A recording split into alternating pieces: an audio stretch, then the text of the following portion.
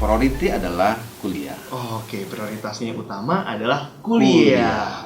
Oke, kalau Kak Wahyu gimana? Waktu semasa sekolah dulu sering ikut organisasi nggak sih?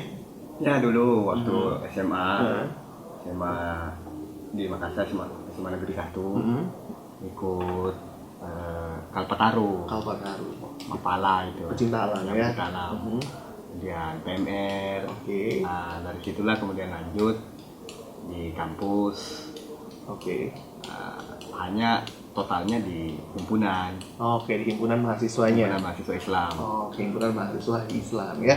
Nah, dilihat dari backgroundnya juga, sekarang kan Kak Suhardi ini anggota DPR, pengusaha juga gitu ya. Dalam berorganisasi itu ada pengaruh besar nggak sih di balik profesi Kak Suhardi yang sekarang?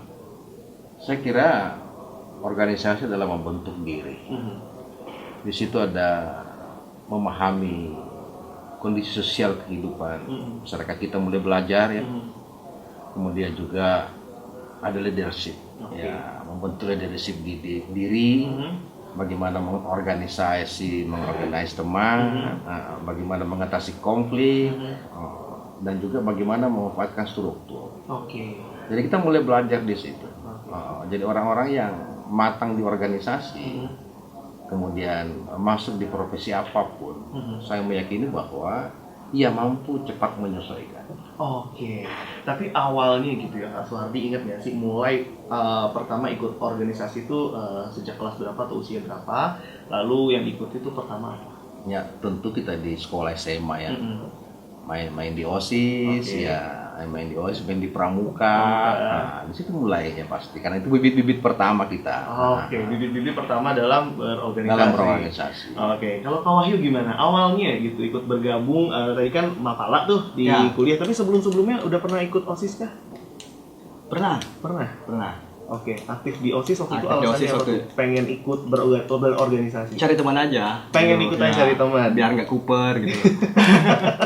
Kuper ya, biar nggak kuper. Kalau Kak Suhardi juga, apakah emang pengen cari temen juga atau ada yang dicari waktu zaman SMA dulu? Di sana di OSIS itu banyak cewek-cewek yang cantik ya.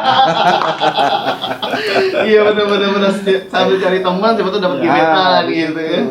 Oke, jadi emang awalnya ikut memang cari pertemanan yang lebih luas lagi ya, dan pertemanan yang luas, kemudian jaringan lah, kita kata-kata sekarang ya. Oke, nah sahabat kreatif juga kalau ada yang mau share ya bisa ikutan gabung di WhatsApp 0811 800 105. Karena aku udah share temanya, memang dari sebelum kita share ini ada yang udah ikutan pengen cerita nih. Kita buka dulu satu ya. Ini ada dari Salma di Tanjung Priuk. Katanya mau nanya, saya ikut organisasi di sekolah, didukung penuh oleh orang tua untuk ikut organisasi.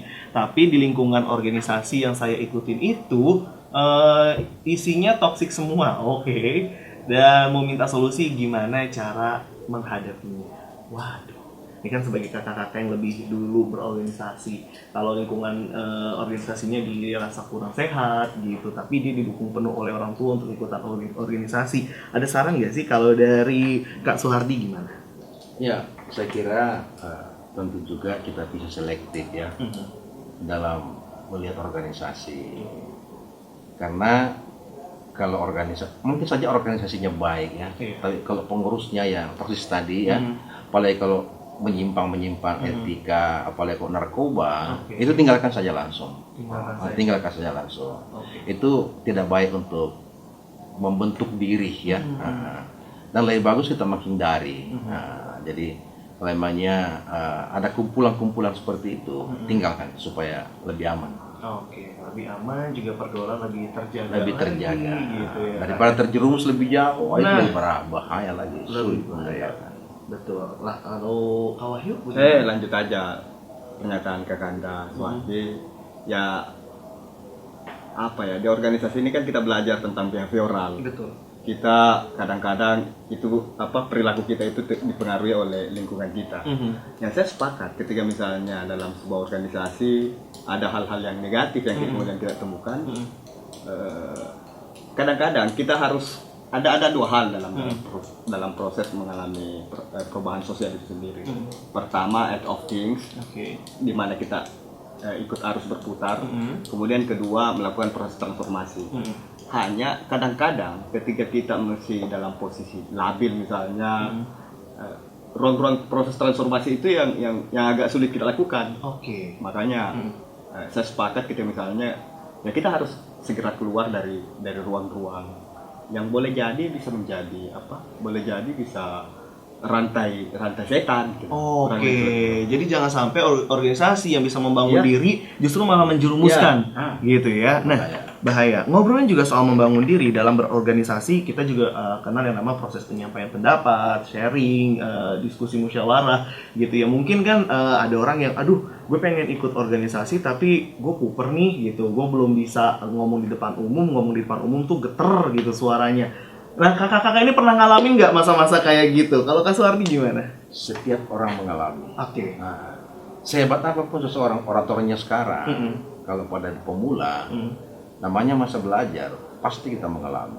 Olehnya itu, adik-adik sekarang yang ingin masuk di dunia organisasi untuk belajar, jangan kuper. Tapi belajarlah, mempelajari dirinya, mempelajari teman, apa yang ada baik dari teman-teman di organisasi itu ambil, ya. Dan tentunya setiap orang memiliki bakat, ya.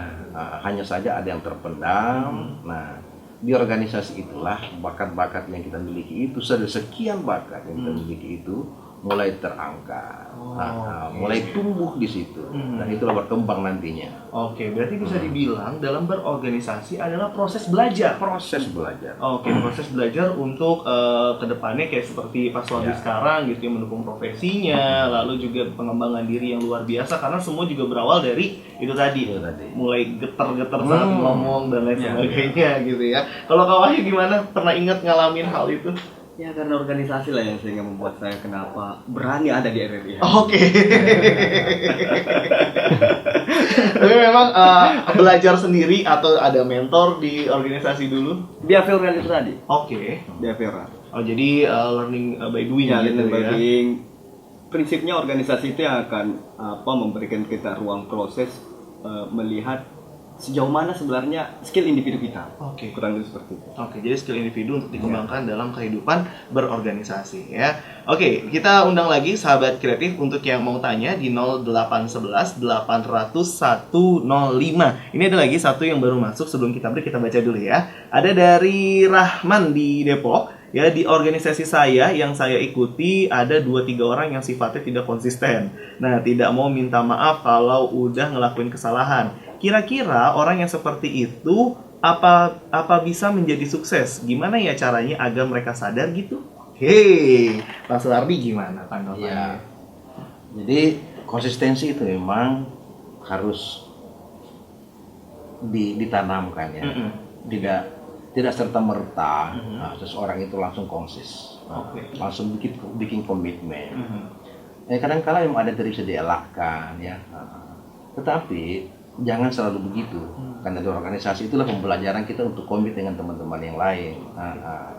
Dan prinsip hidup saya adalah komitmen adalah ukuran iman seseorang. Olehnya itu di organisasi itu mulai menanam kepercayaan. Kalau Anda bisa welcome mempercaya orang, Anda juga akan bisa dipercaya dengan satu komitmen tadi. Nah, kalau tidak konsisten, saya yakin bahwa dia juga nantinya, orang-orang yang tidak konsisten di organisasi itu, dia juga nantinya akan tidak mendapatkan kedudukan yang baik di organisasi. Karena tingkat kesukaan itu akan berkurang pada orang-orang seperti itu. Nah, pada saat kompetisi, katakanlah pemilihan ketua, pengurus dan lain sebagainya, maka dia akan terlempar. Hanya orang-orang yang konsisten itu yang akan mendapat teman yang bagus. Jadi dalam berorganisasi bukan tentang diri kamu sendiri, tapi juga orang-orang di sekitar kita. Waduh, ini dapat saran bagus banget dari yang berpengalaman ya, Kak Suwardi. Mantap sekali. Ini ilmu yang mantap loh. Nah, kalau Kak Wahyu gimana? Prinsipnya konsistensi lah yang akan membawa kita ke puncak. Gitu. Karena di organisasi itu ada banyak rekayasa sosial yang terbentuk, yang dilakukan oleh beberapa segelintir orang-orang untuk membentuk jiwa kepemimpinan kita. Pemimpin itu yang otomatis konsisten lah. Ketika kita kemudian sampai dalam ruang-ruang proses, rekayasa-rekayasa yang saya lakukan, yang saya maksud di sini ya seperti yang disampaikan oleh Kakak Suhardi Duka, pemilihan musyawarah, mubes misalnya, karena dari situ kita bisa mengukur apakah ini kawan kita ini konsisten atau enggak.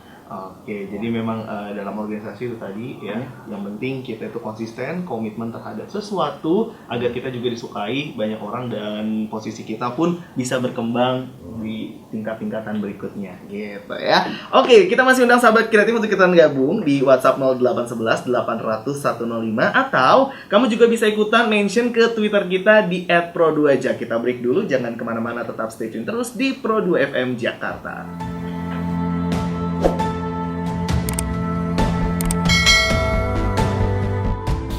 Oke, balik lagi sahabat kreatif di Numpang Nampang bersama dengan KNPI dan aku masih ditemani bersama dengan Dr. Andes Suhardi Duka MM dan juga Wahyu Hamdani sahabat kreatif sebagai narasumber di Numpang Nampang sore hari ini. Kita sapa dulu, mereka masih di sini. Halo. Halo. Aman. Ya, masih ditemenin sahabat kreatif dan ini karena mungkin temanya itu dekat banget dengan anak-anak muda berorganisasi. Mungkin kalau kita tahu istilah tuh kayak kupu-kupu, kuliah pulang sama pura-pura kuliah rapat. Nah, ngobrolin soal rapat juga, kita buka segmen kedua kali ini. Ada yang tanya dari Bekasi namanya Diki. Ya, katanya mau tanya, Kak, kan di lingkungan organisasi yang aku ikutin itu orangnya suka ngomongin dari belakang. Kalau pergi bareng, pulangnya juga harus bareng. Dan semua harus sama-sama. Kalau nggak bareng, aku diomongin. Bahkan bisa sampai malam di sekolah. Sedangkan saya kan anak sekolahan dan masih ada batasan jam untuk keluar. Nah, gimana sih cara ngasih pengertian gitu ke mereka dengan tidak menyinggung mereka gitu, Kak? Makasih. Nah, gimana tuh? Ini kayaknya ABG banget ya anak sekolahan. Kak Suhardi gimana? Jadi memang untuk anak sekolah harus berorganisasi juga sesama anak sekolah. Oke. Supaya badannya pulang sama-sama. Karena berorganisasi dengan orang yang tidak sekolah, nah, bisa saling mempengaruhi. Nah, olehnya itu memang milih organisasi harus tepat juga. Karena tidak semua organisasi cocok dengan kondisi hidup kita, cocok dengan karakter diri kita, ya.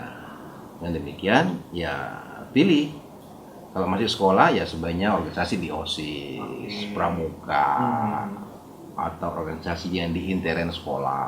Nah, dengan demikian, memang karena di organisasi itu diajarkan juga jiwa korsa. Nah, jadi tidak salah juga tadi itu. Kalau pergi sama-sama, pulang harus sama-sama. Itu jiwa korsa. Dalam organisasi harus jiwa korsa. Hanya saja pilihannya yang keliru.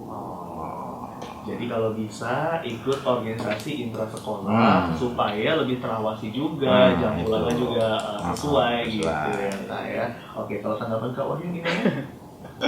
Ini terlalu ABG. Tapi kan ini jauh hari kita di sekolah itu diajarkan tentang teori Darwin, evolusi. Begitu pula dengan pertemanan.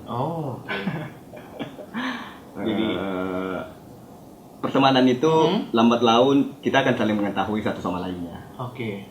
Boleh jadi teman kita hari ini 10, besok akan berkurang menjadi 5. Tapi itulah pentingnya organisasi. Organisasi itu ya dia akan menambah jaringan. Jaringan itu kan juga bahagian daripada proses perkawanan itu sendiri. Nah, dari perkawanan inilah kita kan bisa saling mengetahui satu sama lainnya. Jadi saling memahami, saling mengerti, seleksi alam itu seleksi alam itu pasti terjadi. Nah, ngobrolin juga soal organisasi. Tadi kan Kak Suhardi memang sudah matang banget gitu ya semasa sekolah dulu, terus organisasi luar juga diikuti dan aktivis juga gitu. Dan sekarang juga menjadi seorang pengusaha gitu ya. Tapi kalau boleh tahu sekarang usaha apa, Kak? Ya, saya usaha di sektor halal lah gitu ya. Apa itu? Saya bergerak di bidang rumah sakit. Di kenapa? Karena kalau rumah sakit itu untung orang sehat.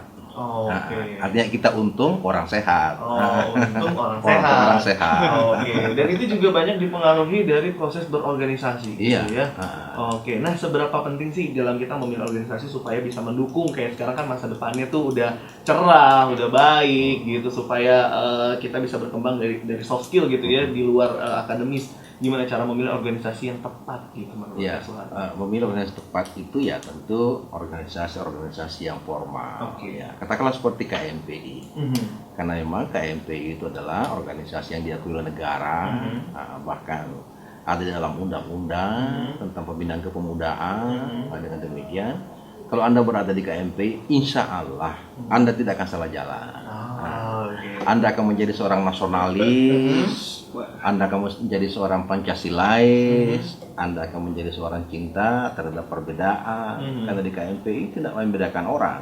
Oke. Mau hitam-hitam, mau coklat-coklat, mau putih-putih, sama saja bangsa Indonesia, anak muda Indonesia. Oke, itu yang utama gitu ya. Mau apapun warna kulit, warna rambut, kita tetap saudara sebangsa saudara ya. sebangsa. Oke, nah ngobrolin tadi juga sempat dibahas sama Kak Suhardi soal kesukaan, terus antar hubungan sesama anggota organisasi. Kak Wahyu ini kan sekarang menjabat sebagai Ketua DPD 1 KNPI Sulbar, gitu kan. Berarti kan itu butuh proses yang panjang ya. Woi, luar biasa. Oke, nah karena panjang bisa sampai 2 hari ya, kita pendekin. Coba ceritanya gimana sih awal tuh bisa sampai ini sebagai contoh juga tadi kan Kak Suhardi tuh sebagai anggota DPR juga, lalu pengusaha juga. Nah, Kak Wahyu gitu sebagai Ketua DPD 1 KNPI Sulbar mungkin bisa menginspirasi sahabat kreatif dalam mencapai tingkatan yang lebih tinggi lagi dalam berorganisasi. Jadi pertama-tama itu kan apa ya? Saya ini ditempa di organisasi Islam, HMI dalam hal ini. Jadi mulai dari cabang. Saya dulu kuliah di Makassar. Oke. Kuliah di Makassar, di cabang, kemudian sampai di PB. Setelah sampai di PBHMI, tiba-tiba masuk menang di KNPI dalam hal ini. Dalam proses ini yang menjadi ketua umum KNPI-nya itu ya ketua umum PBHMI saya. Ini Nur Fajriansyah. Nah, dalam proses berjalan itulah KNPI Sulbar ini kan mengalami proses tidak juga turun, hanya mandek, begitu. Nah, dari inisiasi-inisiasi yang kemudian terbentuk, ditunjuklah kami dalam hal ini untuk bisa memimpin roda organisasi dalam hal ini KNPI Sulbar sampai terbentuknya musyawarah daerah. Dan saya ini bukan orang Sulbar. Hanya gara-gara organisasi itulah yang kemudian mengantar saya bisa mengenal Sulbar. Jadi itulah uniknya organisasi ya. Jadi memang itu tadi awalnya ya kita saudara sebangsa. Dimanapun itu kita memimpin Sulbar gitu ya. Dan akhirnya mengenali. Dan rata-rata yang membackup saya di Sulbar itu ya adik-adiknya Kakanda Soreduka ini.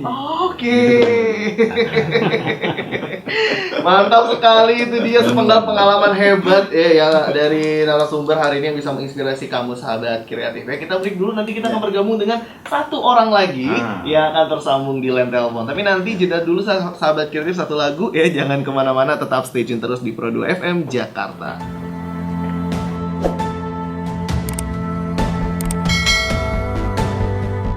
Bersama dengan KNPI sore hari ini. Kalau dari tadi memang kita bertiga aja nih asik ngobrol. Nah, sekarang sudah ada yang tersambung via telepon. Ada Kak Imang Firmansyah ya di line telepon. Beliau adalah seorang sutradara juga dan pernah aktif di organisasi aktivis sahabat kreatif. Kita sapa dulu Kak Imangnya di line telepon. Halo Kak Imang.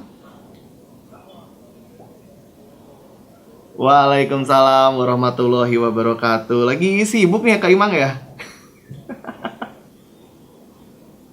Oke.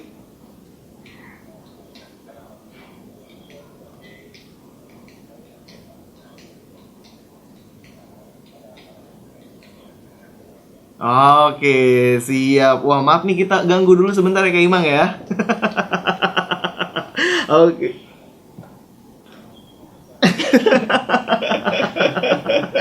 Oke, dan sekarang kita juga Ada Bung Wahyu, ada juga Kak Suhardi di sini ya, yang sama-sama kita berempat yang tersambung gitu ya. Kalau tadi kita ngobrol barengan sama Kak Suhardi, Kak Wahyu, dan juga sekarang kita lanjut ke Kak Imang. Boleh dong ceritain Kak Imang tuh ikut organisasi mulai sejak kapan sih? Sejak sekolah kah atau justru sebelum itu?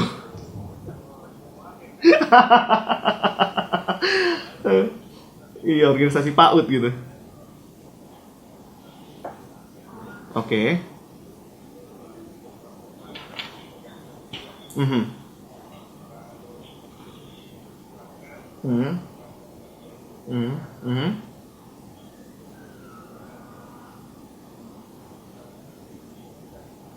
Oke, dari pertama.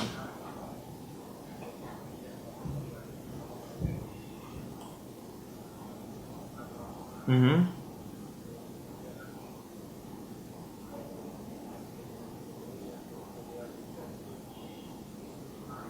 Oke.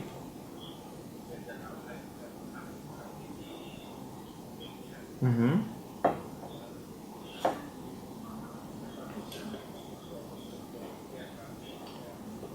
Oke, jadi memang bisa dikatakan sudah banyak organisasi yang diikuti oleh Kak Imang gitu ya.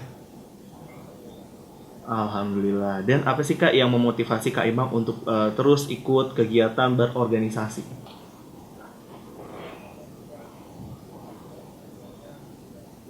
Mhm.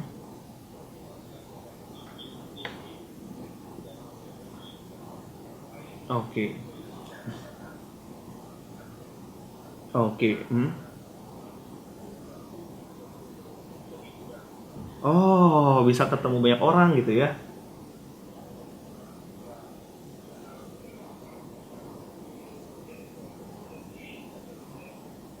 Oke, nah ngobrolin soal profesinya juga Kak Imang sebagai sutradara ya, berarti kan memanage orang juga, talentnya dan lain sebagainya. Itu memang sangat berpengaruh besar ya dalam ikut organisasi terhadap profesi Kak Imang.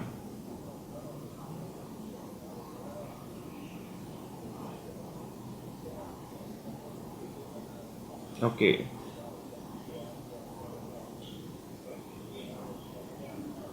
Mhm.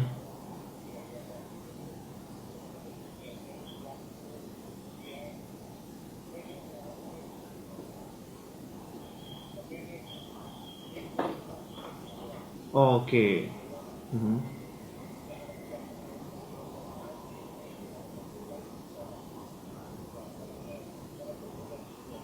Oke, sangat bermanfaat di dunia kerja gitu ya. Nah, karena Kak Imang juga sekarang sudah tersambung via telepon, tadi kita juga sambil membaca WhatsApp dari pendengar Sahabat Kreatif ya, RRI Pro 2. Nah, nanti kita mau ngajak juga Kak Imang untuk ikutan sharing ya Kak ya. Nih aku mau bacain satu satu WhatsApp ini dari Hafiz Ridwan di Lebak Bulus ya. Dia bilang katanya gini, dari SD, SMP saya nggak pernah ikut ekskul. Nah, begitu SMA saya ikut ekskul dan karena sering banget pulang malam, orang tua saya marah karena saya sering pulang telat dan menyarankan saya keluar dari ekskul. Sedangkan saya masih sangat minat banget ikutan karena sesuai dengan passion saya. Gimana caranya memberi pengertian sama orang tua untuk tetap ikutan ekskul dan ngasih tahu kalau ekskul itu emang kegiatannya positif. Nah, mungkin dari telepon dulu dari Kak Imang gimana tanggapannya? Mhm.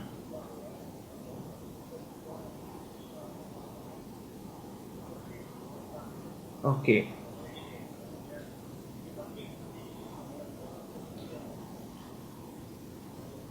Oke. Mhm. Oke. Mhm.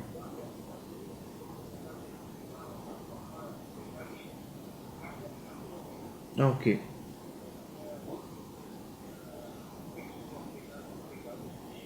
Mhm. Oke. Mhm.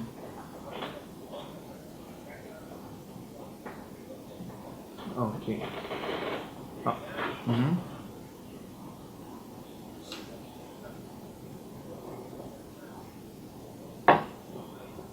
Oke. Mhm.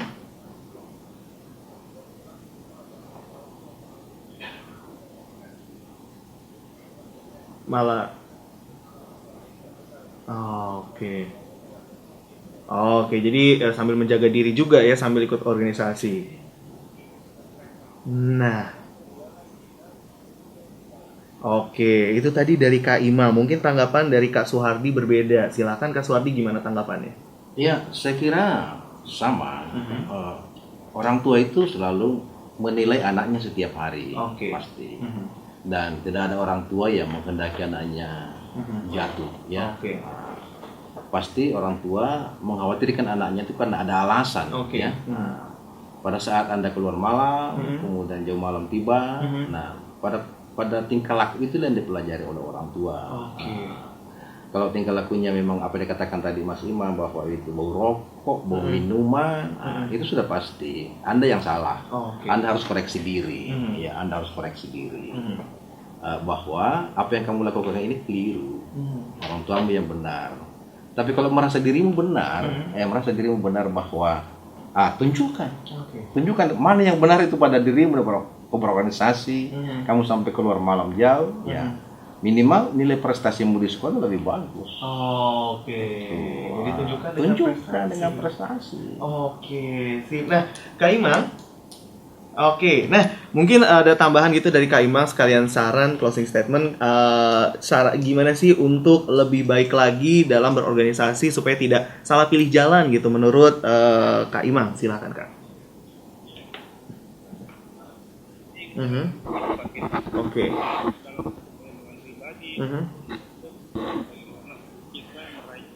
Oke. Ya, pertama itu yang tadi yang sudah saya katakan.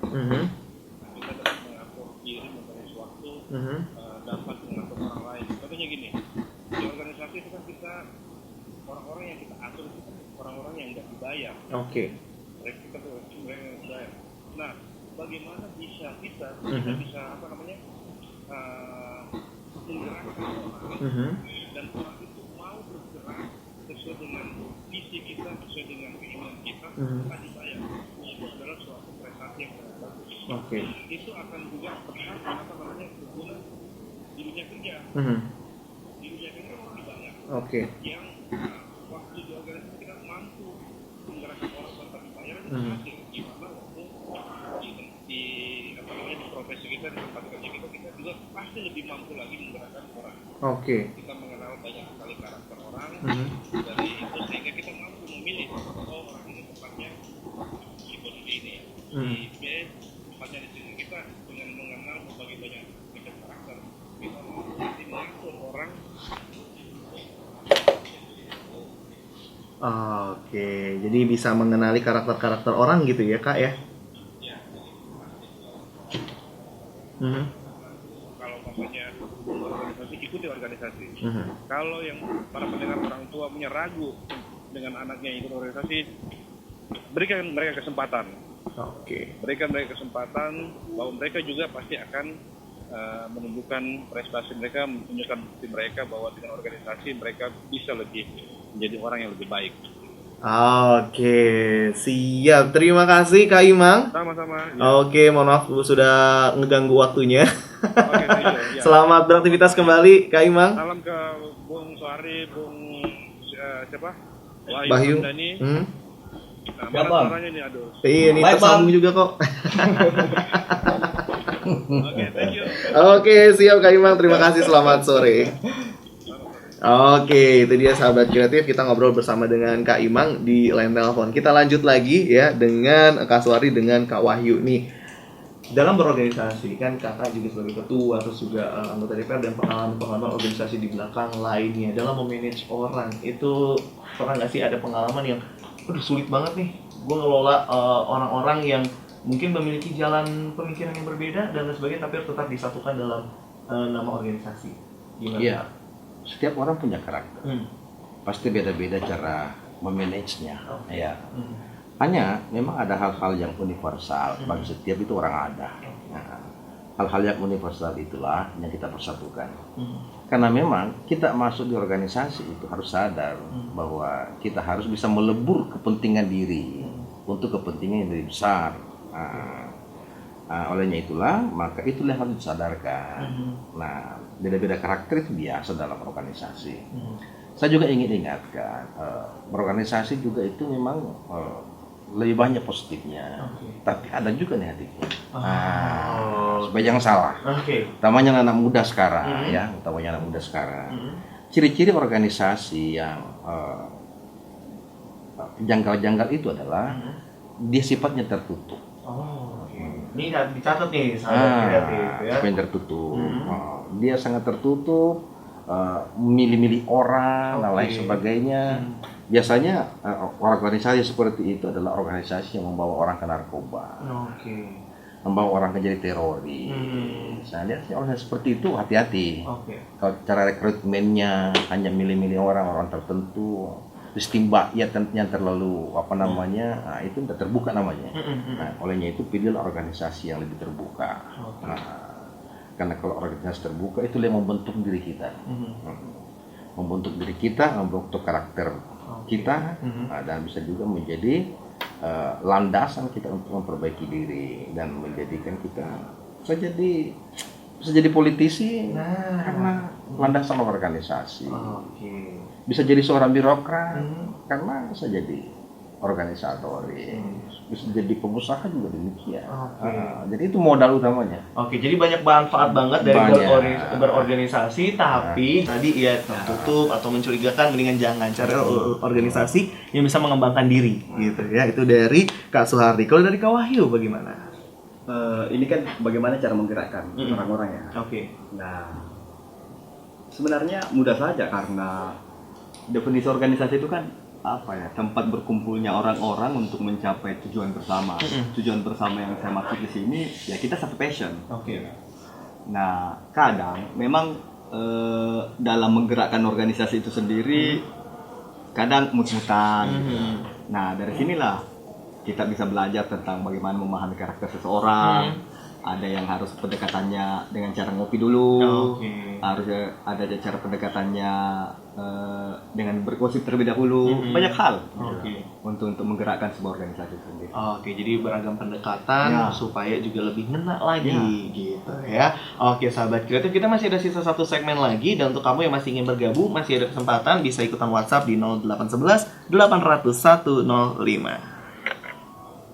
Jakarta, suara kreativitas, sahabat kreatif. Emang kalau ngobrolnya asik, itu nggak berasa kalau sudah hampir 1 jam kita nemenin kamu di Numpang Nampang barengan sama KNPI, sahabat kreatif. Dan kita masih bersama dengan Kak Suhardi dan juga Kak Wahyu sore hari ini di studio, ya Kak ya?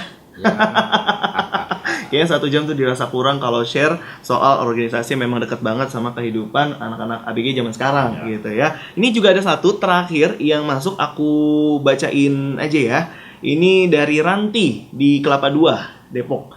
Katanya ingin tanya, saya kan sudah aktif OSIS dari awal masuk sekolah, masuk SMA. Berhubung tahun depan saya naik kelas, nah ibu saya menyarankan lebih baik untuk bimbel dan mempersiapkan kelulusan. Saya butuh saran dari para narasumber, apakah lebih baik tetap di OSIS atau fokus aja untuk kelulusan? Nah, ini mungkin di antara persimpangan yang sangat membingungkan ya. Gimana? Mungkin dari Kak Suhardi. Ya, kalau di SMA itu memang untuk pengurus OSIS itu kelas 2. Setelah kelas 3 itu fokus UN. Begitu dulu, sejak dulu begitu ya. Karena memang UN itu sejak dulu menjadi momok bagi kita.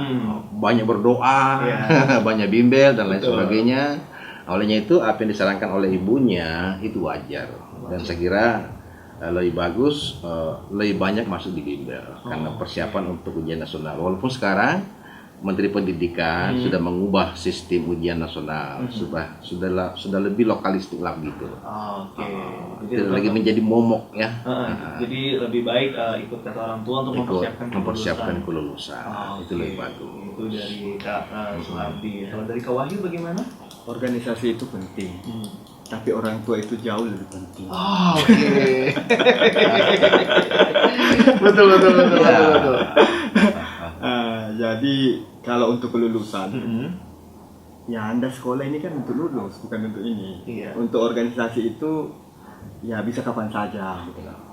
Ya pintar-pintarnya kita untuk memahami situasi dan untuk pengembangan diri kita juga. Oke. Kurang lebih seperti itu. Nilai tambahnya Ya. gitu ya dari kegiatan berorganisasi. Nah ini karena sudah di segmen terakhir, mungkin ada pesan terakhir untuk sahabat kreatif gitu ya, karena memang sesuai tema banyak orang yang sukses berawal dari organisasi. Nggak usah jauh-jauh, 2 narasumber, 3 narasumber kita ini sukses karena berawal dari organisasi. Mungkin Kak Suhardi bisa menyampaikan tips, saran atau apapun kepada sahabat kreatif.